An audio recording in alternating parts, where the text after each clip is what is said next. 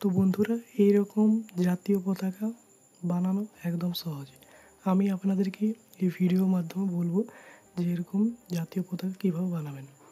তো বন্ধুরা, তো ভিডিওটাকে শুরু করার আগে আপনার কাছে একটা রিকোয়েস্ট থাকলো, যদি আমাদের ভিডিও আপনাকে ভালো লাগে তাহলে একটা লাইক করে দেবেন এবং চ্যানেলে যদি নতুন হয়ে থাকেন তো চ্যানেলটাকে সাবস্ক্রাইব করে দেবেন।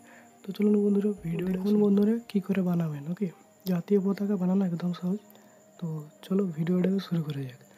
প্রথমে দেখতে হবে মানে যে রঙগুলোকে আপনাকে সাজাতে হবে, ঠিক আছে।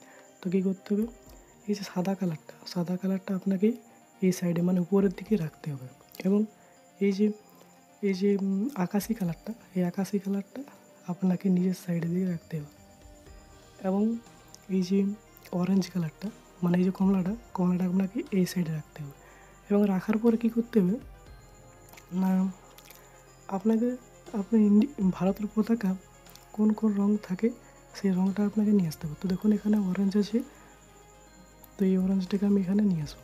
দেখুন একটা অরেঞ্জ হয়ে গেলো। এবারে নিচে থাকে সবুজ, তো সবুজটাকে আমি নিয়ে আসবো। দেখুন এখানে সবুজও চলে এসেছে।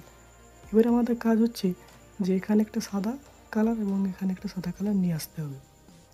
তাহলে কী হবে না, তাহলে ভারতের পতাকা হয়ে যাবে মানে, ঠিক আছে। তো চলো আমি নিয়ে আসতে, এখানে দেখো এখানে হচ্ছে সাদা কালারটা আছে, সাদা কালারটা মাঝেরটা আমরা এখানে নিয়ে আসবো। তবে তাও কী করতে হবে না, এখানে নিচ দিকে নিয়ে আসতে হবে এবং নিয়ে সাদা কালারটাকে আমাকে এদিকে সরিয়ে দিতে হবে। এদিকে সরিয়ে দেওয়ার পরে এই যে এটা নামিয়েছিলাম আমি উপর দিকে ঘুরিয়ে উঠিয়ে দেবো এবং এটা যে এদিকে করেছিলাম এটা এদিকে নিয়ে আসবো। নিয়ে আসার পর দেখো এখানে একটা সাদা কালার চলে এসেছে অলরেডি, ঠিক আছে। এবার আপনাকে আরেকটা এখানে নিয়ে আসতে হবে সাদা কালার। তো এটা কী করতে হবে, এটাকে নিচ দিকে নিয়ে আমরা দিতে হবে এবং এই যে কালারটা এদিকে সাইডে নিয়ে আসতে হবে। সাইডে নিয়ে আসার পরে এখানে যে কালারটা আমরা নিচ দিকে নামিয়েছিলাম সেটা কালারটাকে উপর দিকে উঠিয়ে দেবো এবং এইটা এদিকে নিয়ে চলে আসবো।